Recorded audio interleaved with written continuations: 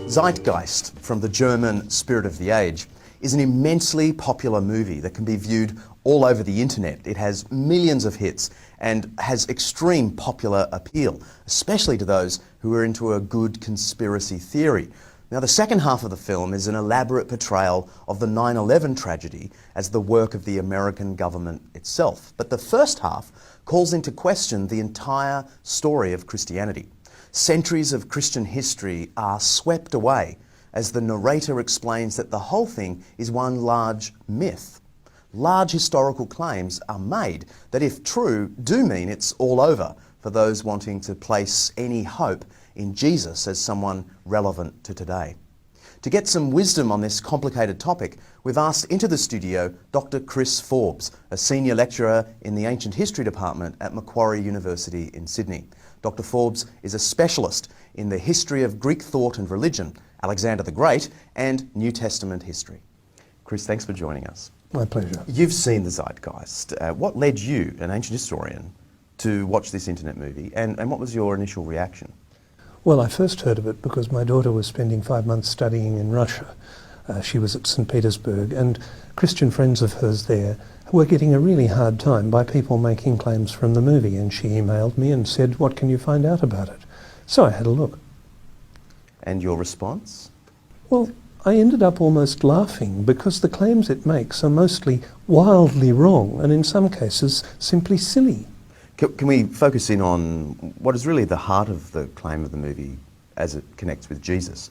And that is that the whole Jesus story of him being born right through to his crucifixion and resurrection is a mishmash of ancient mythologies. In particular, the mythology of the sun god of Egypt, Horus, we're told. Yeah, John, can I stop you there? Horus isn't a sun god.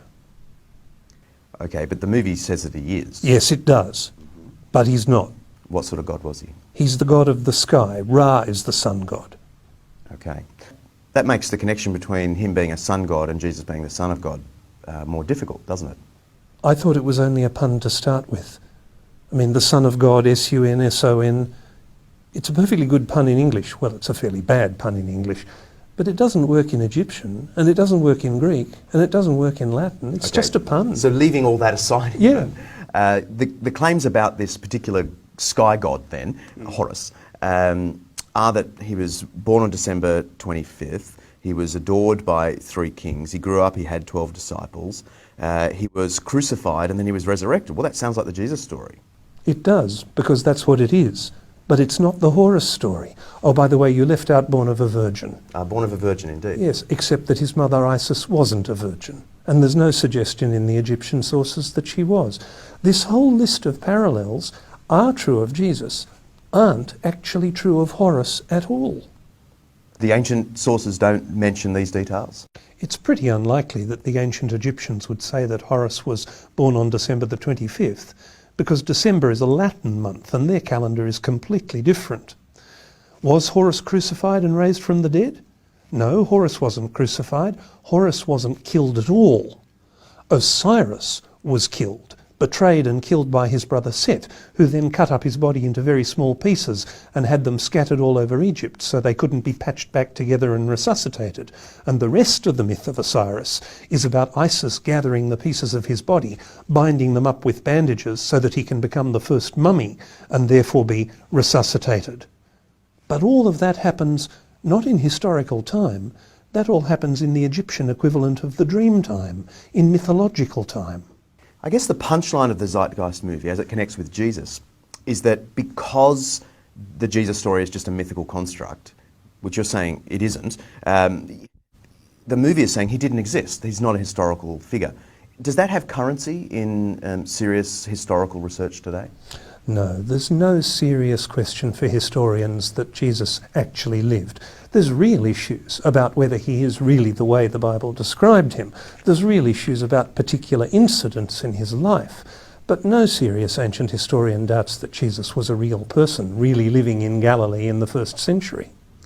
The movie, in its list of references, if you get the transcript, some characters pop up, some scholars pop up, and it gives this sense that it is an authoritative movie, like Gerald Macy, G.A. Wells. Gerald Macy. English poet and amateur Egyptologist. Not an expert, not an academic, not actually an historian at all. G.A. Wells, an academic, yes, professor of German literature, writer of popular books, trying to claim that Jesus is a myth. But he's not a historian.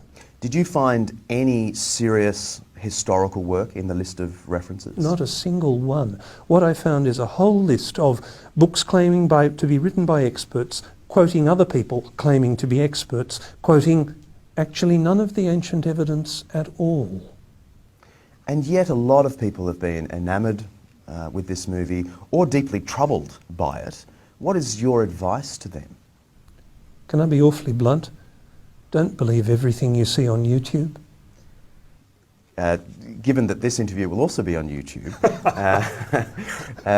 have you got any further advice for them? Yes. Check references. Go looking for ancient evidence. If somebody claims something about Horus or Mithras or Dionysus, if they're only quoting another modern author, or in the case of Massey, someone writing in the 19th century, that's not good enough. What historians want to know is not do you quote historians, they want to know can you quote ancient evidence. And there's simply no ancient evidence that Horus or Mithras or Dionysus was born on the 25th of December, born of a virgin, crucified. The ancient stories simply don't say that about them. So the parallels with Jesus just collapse. Thank you for joining us. My pleasure.